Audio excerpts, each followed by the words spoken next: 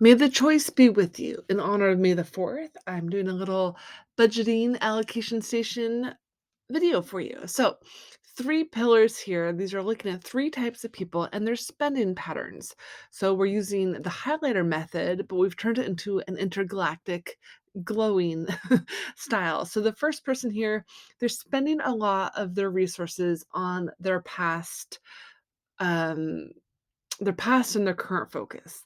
The middle person is spending some money on the past, some on the future, and then some on their current, well-being and what they need. And then some people are spending a lot of money on their future. They are planning, investing, saving, allocating into, funds for a future day, and then they're spending some on the everyday. So if you were to bust out a credit card statement or a bank statement and use 3 highlighters, you could do the same thing. And just notice, are you spending a lot of your resources on the past or on the future?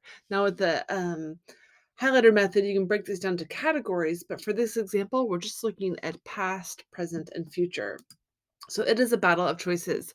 You are constantly going to be in a battle of future you and then current you, what you want now in the moment versus what do you really want to be saving for. So, as Yoda says, your path, you must decide. Nobody can tell you what to plan for or what to buy today. That's up to you. And it's definitely a battle of discipline. Allocate you must. This is my little take on Yoda. I have no idea what he's allocating for, but it's fun to think that even somebody at this level or an alien might have plans. Who knows? What do you think? No, not try, do or do not. There is no try. So when it comes to budgeting and allocating, I totally get that a lot of people are late to the game, and there's a point where that's no longer a good excuse.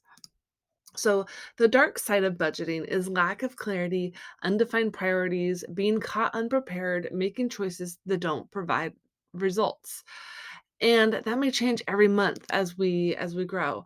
And I remember a recent project where everyone was literally like allocating money for something from the early 90s in terms of a marketing tactic. And it just I felt underprepared to really challenge it at the time, but what it shows me is that limited experience provides limited options. And so, looking back, that team was caught off guard and didn't even consider some of the options out there. Their tool belt was limited because their experience was limited. So I get budgeting for infographics, video, advertising can be seen as unknown territory, and there is a learning curve, but it's not impossible. And so when our leaders of our communities are making poor choices, those decisions affect someone in that sphere of influence. It may not be obvious, but there are always clues. Jim Rohn says that success leaves clues, and well, so does failure.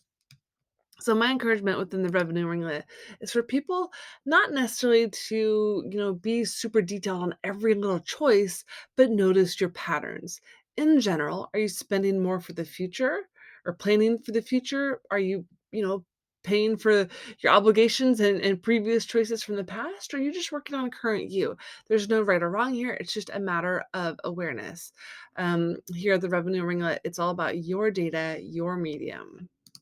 And one more gem from Yoda: pass on what you have learned. Strength, mastery, but weakness, fully failure also. Yes, failure most of all. The greatest teacher failure is. So last month, whether you budgeted or not, was a different month. You have choices, and a lot can happen in 30 days. I'm Marcel Allen, and if you want to learn more, please go to therevenueringlet.com.